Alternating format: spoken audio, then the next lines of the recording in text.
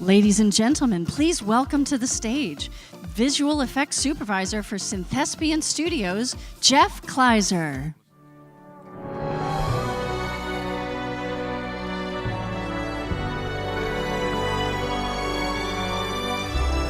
Thank you very much. We have a really interesting group of guys to talk to today. I'd like to just bring them up there. It's Jay Worth, Josh Jaggers, and Rob Legato.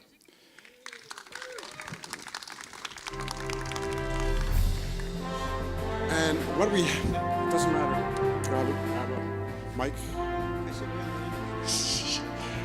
And what we have here is interesting in that Josh is primarily active as a visual effects producer, and Jay does a visual effects supervisor, mostly in television projects, and Rob is a visual effects supervisor primarily in film projects. So they each do something differently, and what we're going to try to do today is talk a little bit about what their positions are, what they mean, how they have gone about comporting themselves in the business, and talk a little bit about the problems that they run into, and maybe a little bit about what the future holds for cutting-edge 3D and visual effects.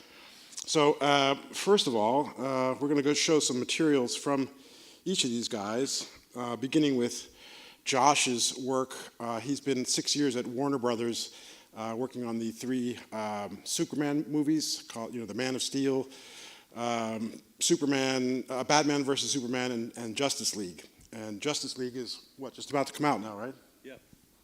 So we're going to show the Justice League trailer. Is there anything you want to do to set this up, or? No, I mean, sorry. It is what it is. It's the trailer that's probably already out there. It's the culmination of a trilogy that we started with Zack Snyder on Man of Steel, and I guess, yeah, we should show that, and we can ask questions once the other gentlemen show their footage as well. Let's go ahead and show the 2-minute trailer for Justice League.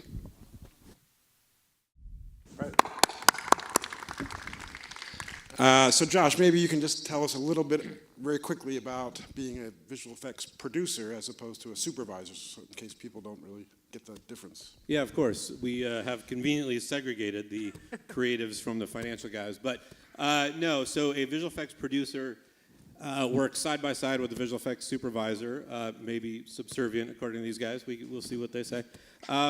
Very much so, I would very much as a director and a producer work side by side. So in making a big budget or any movie, the director has a certain vision and wants a certain cast or a certain set, and the producer is there to sort of achieve those goals for him and help him find those locations or afford all the days he needs.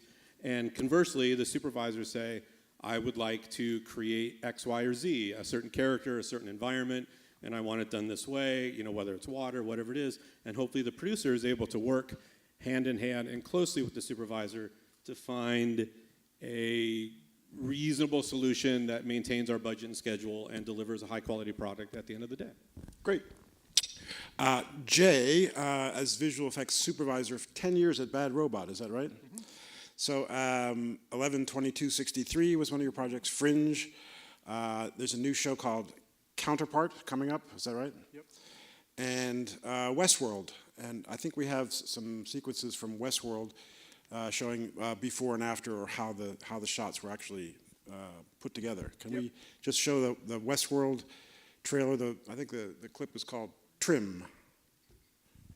So Jay, I wanted to have you talk a little bit about, it seems like in the last 10 or 15 years, the amount of budget and complexity in television shows has just kind of skyrocketed. And as a visual effects supervisor, maybe you can talk a little bit about how what you do and how it's different from what Jay does.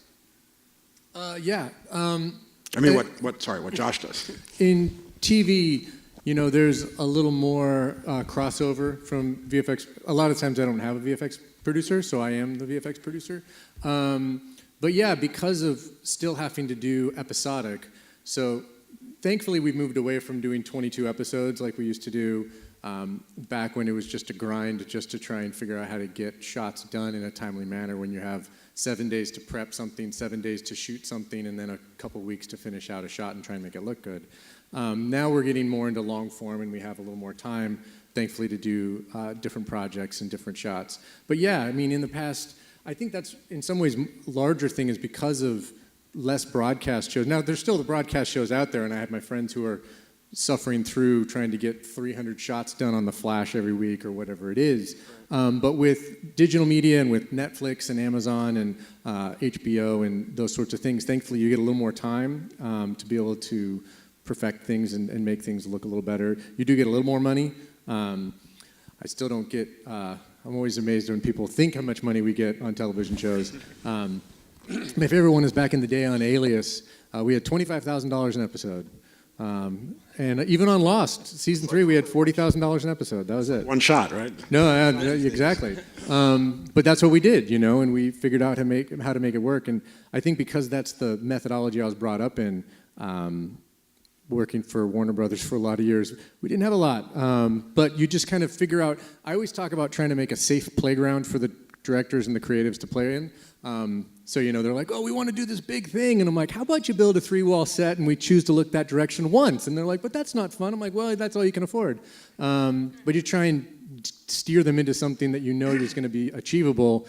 So but that's trickier, though. If you have a supervisor and a producer, the producer can go to the creatives or the director with the bad news that you can't do that. But if you're doing both jobs, if you're the producer, visual effects producer, and supervisor, you have to be advising both creatively and financially. So sometimes you are cast as somebody having a conflict of interest. You know what I mean? Yeah, a little bit. But thankfully, because of the role that I've had with the showrunners and the directors, a lot of times the thing we also don't remember is that there's guest directors that are coming in. So usually the person you have to convince is the showrunner. So thankfully, because of the relationship I have with, and most VFX supervisors have in TV, is you're brought on from the very beginning. So you'll get an outline, and you'll be like, guys, you can't do this.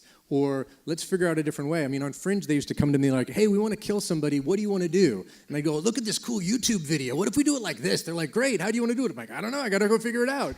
But there's that collaboration that starts. And then there's also times where it's like, you talk to the showrunner, and they're like, hey, man, we really need to save up for the finale. I'm like, okay, well, these 3 directors are going to hear no for the next month because we know what we have coming up. But so it's just trying to figure out. Talk about time. You mentioned time for a moment there. I'm curious, like Rob and I usually have 40 weeks, if not perhaps more, on some of these projects to get our stuff done after wrap. I'm sure you're not getting 10 months to finish. Oh, no, I'll get 3 weeks. How do you do that? Because Westworld looks great. Well, Westworld, we had, Westworld had longer for certain things, but for the finale, we still only had about 6 weeks to do everything. Okay, hang on. If I were to list my friend Rob's film credits, it would take up the rest of the hour practically. So I'm just gonna rocket through some of his favorites. Hugo, which was a 3D movie, of course. Interview with the Vampire, Apollo 13, Titanic, Bad Boys 2, The Aviator. Yeah, an asterisk by that one. The Departed and The Good Shepherd, which is one of your favorites, right? So in addition to being a visual effects supervisor, Rob also works oftentimes, almost always, as a second unit director and a second unit director of photography. So that must give you a real advantage, being able to actually shoot the plates that are actually going to be used in post. So tell us a little bit about how you run your life.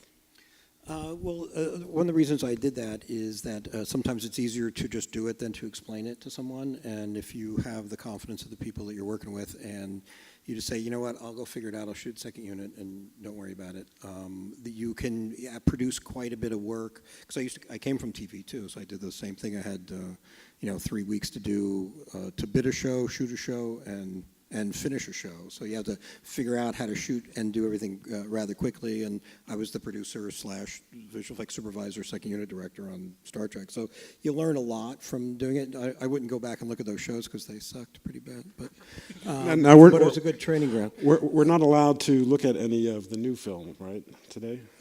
Lion King? Yeah. No. Sorry, everybody. I'm not even allowed to talk about it. I can't even say I work on that movie. I'll tell you what, he made a really super movie called The Jungle Book, and we're going to show some before and after visual effects sequences from that right now.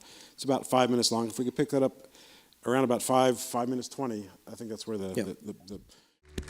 So that's fantastic. When I started in this business, I never had any idea that we would get to a point where we could support that level of detail. When we started the film, we didn't have any idea. Entire film frame filled with natural phenomena and have it look exactly perfect. I mean, congratulations. That was thank you. spectacular. I'll say thank you for all the people who worked on it. Yeah, and on a film like that, is it just Mowgli that's the live action? Yeah, that's only. So there really wasn't much like second unit photography involved. Well, no, I did. Well, there was for me, but I shot about 50, 60 days. And then there's all virtual cinematography. The way it worked, because I was a kid, is that I would be on one stage setting up and shooting scenes. There was two other boys that we shot to be his doubles and stuff like that. And then we shot motion capture for other scenes. There's about 150 shots where it's a digital Mowgli, where hopefully you can't see that it was a digital Mowgli, because we based it all on real physics and real motion capture, so he was never doing anything that would suggest it couldn't be done by a person.